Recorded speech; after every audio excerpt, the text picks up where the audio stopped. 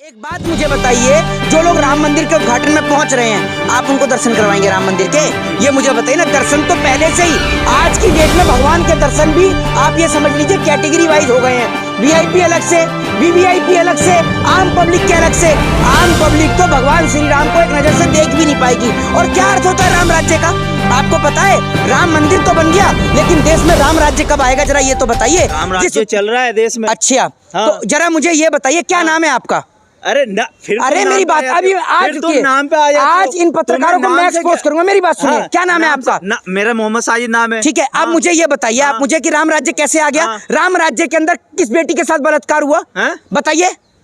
फिर तुम नई बात करने लगे। नई बात क्या है? राम राज्य, अरे सुन लीजिए, सजा नहीं मिली किनको? सजा नहीं मिली। किनको सजा मिल गई? जो जिनको आप आरोप लगा रहे हैं उनको सजा मिली नहीं मिली। अरे मैं किसकी बात कर रहा हूँ, इनको पता है? मैं किसकी बात कर रहा हूँ, जरा मुझे बताओ। किसकी बात? मैं बता रहा हूँ, मैं मुझे बताओ ना किसकी बात कर रहा हूँ। राम राज्य का अर्थ है, सुन लीजिए, राम राज्य का अर्थ है जिस राज्य में हर माँ के बेटे को जो है खाने को रोटी मिले, हर माँ की बेटी सुरक्षित हो, हर बेटे के पास रोजगार हो, कोई किसी को मारे ना पीटे ना, कोई नफरत का प्रचार ना हो। ये राम राज्य है। आप राम जी के 1000 मंदिर बना लो, लेकिन राम के आदर्श को कब मानोगे, ये मुझे बताइए ना आप मुझे। वो राम है, मोदी जी 5 किलो राशन देते, तो 5 किलो राशन के में आप 5 किलो राशन देके कर तो रहे हो दलाली का काम, आप करते रहो। आपके काम को किसी ने मना करा हो तो मुझे बताओ। आप 5 किलो राशन सवाल कर लेते हैं तो तुम दलाली का तमगा। मैं आपसे ये कह रहा हूँ, ये जो राम मंदिर बन गया, इस राम मंदिर से महंगाई समाप्त हो जाएगी, बेरोजगारी दूर हो जाएगी। राम कोई नरेंद्र मोदी जी थोड़ी लेके आए हैं। जब मोदी जी का जन्म नहीं हुआ तब से राम है। आप तो ऐसे कर रहे हो जैसे मोदी जी को राम लेकर आए हैं। बताइए ना आप मुझे, राम कौन लेके आया? राम जी को मोदी जी लेके आए हैं। मंदिर बन गया है तो वहाँ पर पर्यटक जाएंगे, वहाँ से भी तो रोजगार उत्पन्न होगा। अच्छा, मतलब जो कंपनियां बनी बनाई थी उनको तो डुबा दिया, अब मंदिरों से ही जो है पर्यटन आएंगे। मुझे ये तो बता दीजिए मुझे आप, पहली बात कि जो मंदिर के जो लोग बात कर रहे हैं और मंदिर पे इतना हल्ला गुल्ला कर रखा है इन्होंने, ये मुझे बताइए कि राम पहले नहीं थे क्या? मोदी जी लेके आए हैं राम? मोदी जी ने बनवाया मंदिर? मोदी जी के मिस्त्री थे राम मंदिर में? देखी आपने? है फोटो नहीं देखी आपने? कौन सी फोटो? मोदी जी लेके जा रहे हैं वो हाथ पकड़ के। ये मैं यही तो बता रहा हूँ, ये इस देश के लोग इतने पागल हो गए हैं कि इन्होंने अंधभक्ति का ऐसा चश्मा अपने दिमाग पे चढ़ा लिया कि राम को तो छोटा कर दिया और मोदी को बड़ा कर दिया, और ऐसे दिखा रहे हैं जैसे मोदी जी जो है वो राम जी को लेकर आ रहे हैं। अरे कम से कम कुछ तो शर्म करो। एक राजनीतिक पार्टी के चलते, एक पॉलिटिकल लीडर के चलते आप लोगों ने अपने भगवान की मर्यादा को तार तार कर दिया। कम से कम कुछ तो शर्म अगर आपके अंदर बची है तो उस फोटो को लेकर सरकार से सवाल करो। आपको शर्म नहीं आती कि उधर मध्य प्रदेश के अंदर हनुमान जी को जो है वो मुख्यमंत्री को माला पहना रहे हैं? अरे बेशर्मो, कुछ तो शर्म कर लो। और इन लोगों का क्या है, ये तो अपनी दिहाड़ी मजदूर हैं, ये अपनी दिहाड़ी पे काम करते हैं और आप लोगों के घर तक नफरत पहुंचाने का काम करते हैं। तो इन दिहाड़ी मजदूरों को छोड़िए और अपने दिमाग पर जोर डालकर देखिए कि कैसे, किस प्रकार से राम जी को छोटा दिखाया जा रहा है और मोदी जी को बड़ा दिखाया जा रहा है। लेकिन आप तो पागल हैं, आपका तो दिमागी संतुलन बिल्कुल जो है पागल हो चुका है। आप मंदिर मस्जिद में पूरी तरीके से उलझ चुके हो। मोहित शर्मा, अमीश देवगन एक पत्रकार हैं, वरिष्ठ पत्रकार, उन्होंने कहा कि जो मंदिर जाएगा उसको हॉस्पिटल जाने की जरूरत नहीं है।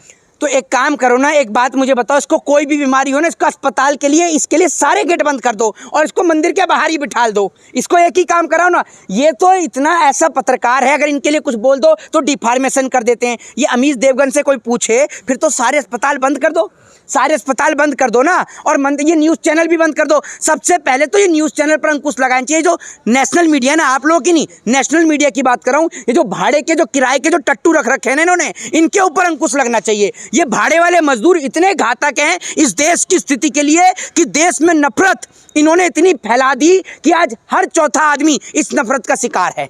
पूरा देश राममय हो गया है। देखिए, विपक्षी पार्टी का तो ऐसा है, विपक्षी पार्टी भी अपना मानसिक संतुलन कई हद तक खो चुकी है। आए दिन ऊट पटांग बयान देती रहती है भगवान श्री राम को लेकर। राम इस देश की आस्था का प्रतीक हैं। देश का प्रत्येक व्यक्ति राम को मानता है, देश का प्रत्येक व्यक्ति, चाहे वो हिंदू हो, मुस्लिम हो, सिख हो, ईसाई हो। लेकिन विपक्ष की पार्टियों का क्या काम है? हम उद्घाटन में नहीं जाएंगे, यहाँ नहीं जाएंगे। अरे आपके जाने या ना जाने से कोई फर्क नहीं पड़ता, उद्घाटन फिर भी होगा। लेकिन ये एक बात मैं आपको बता दूं कि ये जो राम मंदिर का उद्घाटन है, ना तो नरेंद्र मोदी के हाथों से होना चाहिए था और ना किसी राजनेता के हाथों। मंदिर का उद्घाटन होना चाहिए जो हमारे प्रकाश पंडित हैं, जो प्रकाश पुजारी हैं, उनके हाथों से होना चाहिए। नेताओं की क्या जरूरत है? मोदी जी भी हिंदू हृदय सम्राट है। तो हम क्या हैं? हम नहीं है हिंदू हृदय सम्राट। ये सर्टिफिकेट बढ़ते हैं क्या कहीं से? कौन से, कहाँ से, कौन सी संस्था देती है सर्टिफिकेट? इस देश में अकेले मोदी हिंदू हैं, बाकी कोई और हिंदू ही नहीं है। ये जो इतने साल से मंदिरों में जो पूजा पाठ कर रहे हैं, ये हिंदू नहीं है। मोदी जी का आज के समय में जो मोदी जी का विरोध करे वो हिंदू नहीं है। अच्छा, ये कहाँ से लिखा है, कौन सी किताब में लिखा है? हमारे देश के अंधभक्त बोलते हैं। हैं? आपके देश के अंधभक्त जो बोलते हैं उनको जरा ये बताइए कि इतने सारे लोग जो हैं, मोदी से हिंदू धर्म है क्या? हिंदू धर्म पहले नहीं था? जरा मुझे ये बताइए, पहले नहीं था? मंदिर बनवा दिया और क्या चाहिए? तो एक इतना बात भी अधिकार नहीं है कि वो उद्घाटन कर दें। मुझे बताओ, पत्रकारिता करके आए हो या नहीं करी? नहीं, इतना भी अधिकार नहीं है उनके पास कि वो उद्घाटन कर दें। अगर मंदिर का उद्घाटन प्रधानमंत्री करेंगे तो स्कूल का उद्घाटन करने के लिए पुजारी पहुंचेंगे? क्या कर रहे हो, जवाब दो ना। नहीं, आप बता तो रहे हो। अरे मैं तो बता रहा हूँ, मैं तुमसे पूछ भी तो रहा हूँ, बड़े ही बेवकूफ हो तुम तो। स्कूलों का उद्घाटन नहीं करते? कौन? देश के प्रधानमंत्री, मुख्यमंत्री, राजनेता करते नहीं है उद्घाटन। 4 स्कूलों के नाम बताओ जिनका उद्घाटन प्रधानमंत्री ने किया हो। पूरे देश के तमाम लोगों को खुला चैलेंज है, ये पत्रकार बताएगा। अरे चेहरा दिखाओ। यार चेहरा दिख रहा है, मेरा चेहरा। मैं आपका यार हूँ, मैं आपका यार हूँ। क्या हो गया? क्या शब्द है? अच्छा, क्या है ये? मैं आपका यार हूँ। मैं आपका यार हूँ। मोहित शर्मा, मोहित शर्मा, देखिए मैं आपका यार हूँ। मैं आपका यार हूँ। अरे मोहित शर्मा, चलिए यार भाषा है, यार नहीं है तो पहले भाषा का कंट्रोल। अच्छा ठीक है, मर्यादा में रहिए। बिल्कुल मर्यादा में हम, लेकिन हम मर्यादा में, लेकिन आप भी तो मर्यादा से बाहर होते जा रहे हैं। मैंने आपको क्या कह दिया? मैंने आपको क्या कह दिया? आप प्रधानमंत्री को ऐसे आप शब्द बोल रहे हैं। आप प्रधानमंत्री आपका चाचा है? क्यों? देश का प्रधानमंत्री नहीं है? अरे तो देश का प्रधानमंत्री है तो मैं विदेश से आया हूँ, मैं भी तो देश में ही रहता हूँ। और देश के प्रधान विरोधी है आप। अच्छा, तो देश के प्रधानमंत्री से सवाल नहीं करूं? तुम्हारा चाचा है, पड़ोसी रिश्तेदार है तुम्हारा? भैया अगर इतनी तकलीफ है उसको कुर्सी से उठवा दो, फिर सवाल नहीं करेंगे। प्रधानमंत्री से सवाल किया जाएगा। और आपको तकलीफ है तो कल बरनौल ला के दूंगा, लगा के सवाल करना, ये याद रखना। वोट का अधिकार आपको भी है, उनको भी है। संबित पात्रा कहते हैं मोदी जी जो कहते हैं उनके बाप होंगे, देश के थोड़ी बाप हो जाएंगे। हमारे तो पिताजी घर में बैठे हुए हैं, जो मानते हैं, जो लोग कह रहे हैं उनके बाप होंगे, हमारे थोड़ी हैं।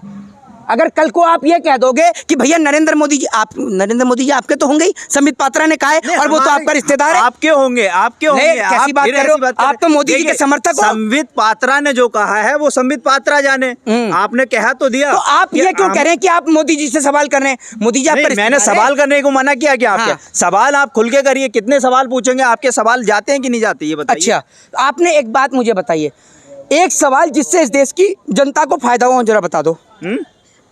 एक सवाल जो आपने अब तक पूछा हो, जो इस देश की जनता के हित में हो, जरा मुझे बता दो। कौन सा सवाल आपने किया है? आप अपने आप को पत्रकार कहते हैं, जरा बताइए। तो मंदिर का उद्घाटन अगर कर रहे हैं देश के प्रधानमंत्री, तो आपको इसमें दुख क्यों हो रहा है? मेरे को क्या दुख होगा? मैं ये कह रहा हूं कि कांग्रेस के लीडरों को न्योता दिया जाता है, वो उसमें उसका विरोध करते हैं। कांग्रेस के लीडर को न्योता मिले या ना मिले, मैंने कोई कांग्रेस पार्टी की फ्रेंचाइजी थोड़ी ले रखी है। आप कांग्रेस बीजेपी लेके आ गए। मैं आपसे एक सीधा सवाल पूछ रहा हूँ कि अगर मंदिर का उद्घाटन प्रधानमंत्री करेंगे तो स्कूल, कॉलेज और अस्पताल का उद्घाटन क्या मंदिर के पुजारी करेंगे? ये तो बता दो। मत करो, जवाब दे दो। नहीं, जवाब आपने मंदिर पे सवाल किया, क्या आपको लगता है कि मंदिर जनता के हित में नहीं है? आपने बोला कि जनता के हित में, अभी तक ने सवाल। मंदिर धर्म के हित में है, ये याद रखिएगा। ना तो मंदिर से आपका पेट भर जाएगा, ना मंदिर से आपका घर चल जाएगा। मंदिर आस्था का प्रतीक है, मंदिर तो बनना चाहिए। बीजेपी के लोग बोलते हैं कि मंदिर के अगल बगल पूरी इकोनॉमी घूमती है। अच्छा, मंदिर के अगल बगल पूरी इकोनॉमी घूमती है। तो जरा उनसे ये तो बता दीजिए कि अब मंदिर बन गया, अब क्या ट्रिलियन की इकोनॉमी बन जाएगी? ये देश के ऊपर जो कर्जा बढ़ा दिया आपने, ये कर्जा समाप्त हो जाएगा? है आपके पास जवाब? ये सब तो अफवाहें फैलाई जाती है। मोदी जी का डंका पूरी दुनिया में बज रहा है। आप कितने विदेश के दौरे करिए आए? बताओ ना आप मुझे, कितने दौरे करिए आए विदेश के, जो आप कह रहे हो कि डंका बज रहा है? आप देखते नहीं, मोदी जी जाते किसी भी विदेशी दौरे पे जाते तो मैं नहीं देखता हूँ, आप देख के आए? कहाँ कहाँ देखा है आपने? नाम बताओ, कहाँ कहाँ मोदी का डंका बज रहा है? कौन कौन सी कंट्री होके आए हैं? जरा जवाब दे दीजिए।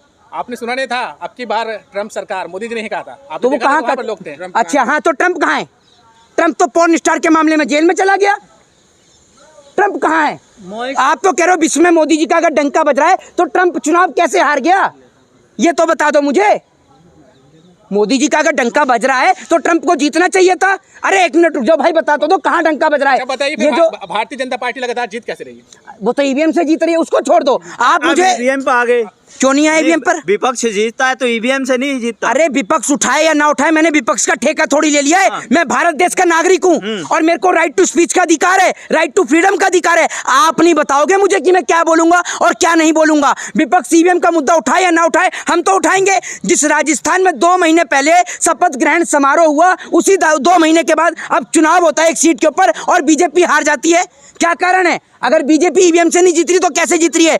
ये भारतीय जनता पार्टी के नेता ईवीएम के बिना एक ग्राम पंचायत का चुनाव ना जीत पाए, और प्रधानमंत्री तो बहुत दूर की चीज है, ये याद रखिए। नोटिस भेजेगा इलेक्शन कमीशन, आपको नोटिस भेजेगा। आपको इलेक्शन हिमाचल प्रदेश में और तेलंगाना में किस चीज से जीते हैं आप लोग? क्या कांग्रेस किस? अरे मेरी बात सुनिए, जब हिमाचल ये जीते, जब ये तेलंगाना जीते, जब कर्नाटक जीते, तब भी हमने कहा कि आप 2-3 राज्य जीतकर ये मत समझिए कि ईवीएम आपके पक्ष में नहीं, आप बड़े बड़े सारे चुनाव हारेंगे। और मैं आपको दावे से कहता हूं कि अगर ईवीएम से चुनाव हुआ, आप जितनी मर्जी यात्रा निकालिए, कोई आपको सफलता प्राप्त नहीं होनी जब तक आप ईवीएम को लेकर एक कठोर फैसला नहीं लेंगे। आप पार्टी में इतना करोड़ों रुपया खर्च करते हैं, आपकी रैली में करोड़ों रुपया खर्च होता है, आप इलेक्शन कमीशन को कहिए कि एक जगह वो हमारे कहने से जो है बैलेट पेपर से चुनाव कराएं, उसका जो भी खर्चा होगा वो हम देंगे, आप करिए ना। लेकिन सवाल तो एक और बन रहा है ना कि ईवीएम में अब वीवीपैट भी लगवा दिया गया है, अब तो क्या उसमें गड़बड़ी हो सकता है? एक बात मुझे बताइए, आपको पता है कि इंक भी आती है चेंज होने वाली,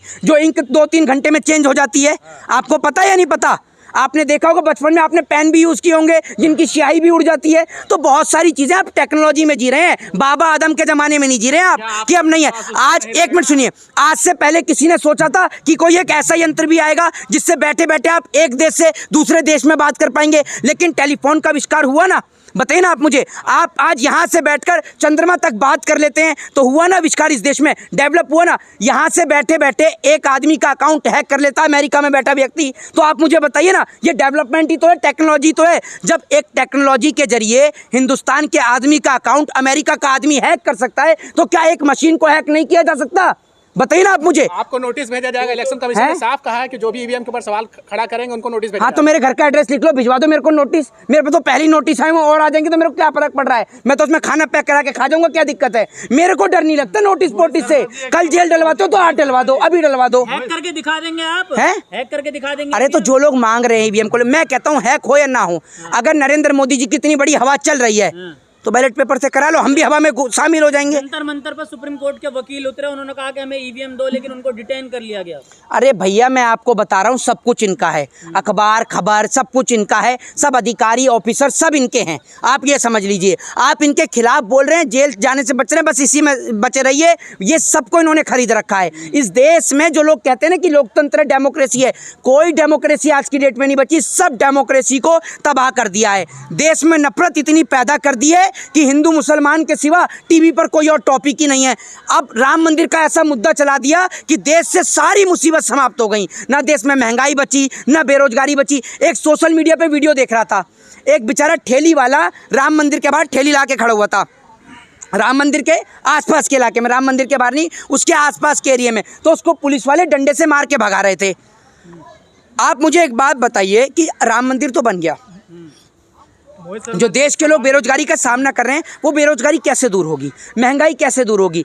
आप लोगों को ये नहीं समझा रहे कि देश की एक बड़ी आबादी जिस पे राज है इस देश के हिंदुओं का, जो आप कहते हैं ना कि भैया कि इस देश के अंदर मुसलमानों को टाइट किया जा रहा है, सरकार मुसलमानों को नहीं हिंदुओं को टाइट करने का काम कर रही है। अगर पेट्रोल का दाम बढ़ रहा है तो सबसे ज़्यादा असर हिंदुओं के कंधे पे पड़ रहा है, बेरोजगारी हो रही है तो सबसे ज़्यादा असर हिंदुओं के कंधे पे पड़ रहा है, क्योंकि भारत देश में हिंदुओं की तो आबादी ज़्यादा है। तो अगर महंगाई बढ़ेगी तो सामना सबसे ज़्यादा हिंदुओं को करना पड़ेगा, बेरोजगारी बढ़ेगी तो सामना हिंदुओं को करना पड़ेगा, तो सबसे ज़्यादा तकलीफ का सामना तो हिंदू लोग ही कर रहे हैं, और पागल भी उन्हीं को बनाया जा रहा है। एक सवाल ले लीजिए, आप जिस तरह से या तमाम लोग ईवीएम को विरोध कर रहे हैं, लेकिन राहुल गांधी के ट्विटर हैंडल से आता है जो हमें जनता के द्वारा जो मत दिया गया है, हमें उस पर पूर्ण विश्वास है। अरे भैया, मैंने किसी का कोई क्या लिखता है, सब देश में स्वतंत्र नागरिक हैं। अब आप किराए का काम कर रहे हैं मोदी सरकार का, आपको किसी ने मना किया? आप भी तो मोदी सरकार के किराएदार हैं ना, आपको भी कोई मना नहीं कर रहा, आप भी भाड़े पर सरकार की गुलामी कर रहे हैं, तो करते रहिए। लेकिन राहुल गांधी हो या और तमाम लीडर हो विपक्ष के, वो सवाल उठाएं या ना उठाएं, मैं भारत देश का एक नागरिक होने के नाते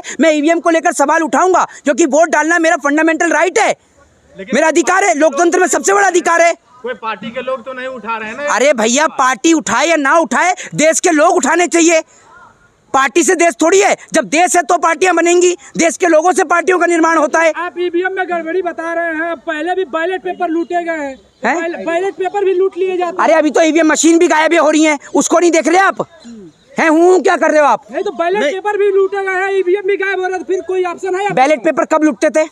कब लूटते थे? इलेक्शन होते आज पेटियां लूट ली जाती थी। मैं वही बता रहा हूँ आपको, उस वक्त पे लूटते थे। आज आप ये देखिए, आज पुलिस है, प्रशासन है, शासन है, हमारे पास में सीआरपीएफ है, सीआईएसएफ है, इंडियन आर्मी है, तमाम पुलिस फोर्स है। अब थोड़ी हो जाता है वो काम। पहले तो दिन दिहाड़े गोली भी मार दी जाती थी, अब थोड़ी होती है। हर चीज का एक समय होता है। अब आप कराइए, आज के डेट में तो कोई होता ही नहीं है। लेकिन टेक्नोलॉजी इतनी बढ़ गई है और हम जो है पिछले पुराने जमाने में चले जाए। अगर टेक्नोलॉजी बढ़ गई है तो जो सबसे बड़े जो और भी जो तमाम देश हैं, वहां पर टेक्नोलॉजी का फायदा क्यों नहीं हो रहा? वहां पर ईवीएम से चुनाव क्यों नहीं हो रहे? जिस देश ने ईवीएम को बनाया वो क्यों नहीं ईवीएम से चुनाव कराता? भारत में बहुत ज्यादा आबादी वाला देश है ना, यहाँ चुनाव करने में अच्छा, महीनों लग जाएगा। हाँ, बहुत ज्यादा आबादी वाला देश है। हाँ। है तो ये आबादी कौन बढ़ा रहा है?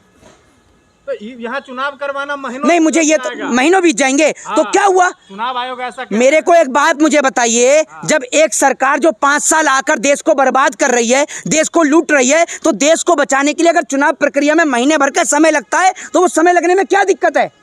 क्या दिक्कत है? राष्ट्रपति शासन लगा रहेगा 1 महीने, इससे तो कोई दिक्कत नहीं होगी, या 1 महीने पहले चुनाव हो जाएगा।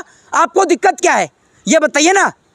नहीं, आप तो विरोध कर रहे हैं, लेकिन सड़क पर उतर कर कब आंदोलन करेंगे? देखिए, मैं आपको बताता हूँ, हर चीज का एक समय होता है और इस देश की जनता नहीं है, समय ही नहीं है। मैं आपसे एक चीज कह रहा चुनाव हूँ के बाद समय आएगा क्या? नहीं, चुनाव के बाद नहीं आएगा। अभी हम हर चीज को लेकर, ईवीएम को लेकर लगातार लोग इसको लेकर प्रोटेस्ट करें, लेकिन सरकार करने ही कहाँ दे रही है? सरकार तो लोगों को उठा के जेलों में बंद कर रही है।